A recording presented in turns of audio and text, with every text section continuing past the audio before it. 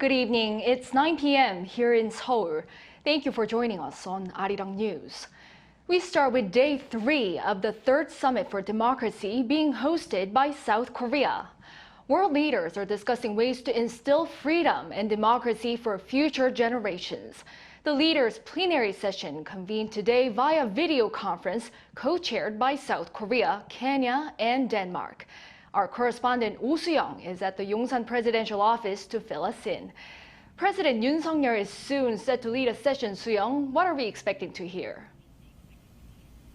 Good evening, Tiong. Yes, President Yoon is going to lead a session on artificial intelligence, elections and fake news. Now, these are issues that he's been very vocal about in recent weeks. Of course, with South Korea holding its presidential elections in less than 21 days. Now, he's been underscoring the need to protect democratic systems and electoral integrity against the threats of fake news and disinformation driven by technology like AI in various formats that we see, such as deepfake videos. Now, this is a compelling issue for democracies everywhere, as more than 60 countries that represents about half of the world's 8 billion people are holding elections this year.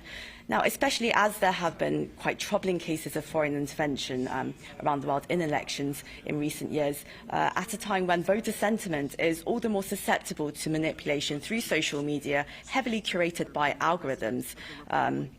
This topic is going to be very relatable to most democracies across the world. Now, President Yoon is also expected to discuss ways to bridge the digital gap between countries, as the widening disparity could worsen economic gaps, which would in turn affect the health of democracies.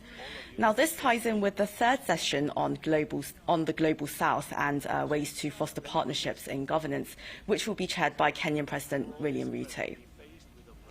I see. So this is the final day of the Summit for Democracy. What outcomes can we expect? And let's go over the significance of this being held in South Korea. Sure, Cheong. So, well, I'm expecting to see a joint declaration coming out of the summit, like there was last year, and according to my sources, there should be one. And this would, of course, relay the collective determination by the world leaders to really strengthen their solidarity against the misuse of technology, especially technology like AI, which would undermine individual freedoms and political institutions in liberal democracies. Now, the significance of South Korea hosting the summit, that's been a growing area of interest by international observers. It's being held independently outside the US for the first time, and observers have said that South Korea, given its homegrown experience of becoming a liberal democracy that leads in IT and soft power, it should play a leading role in renewing faith in democracy around the world as well as strengthening it. That according to a column this week in Foreign Policy.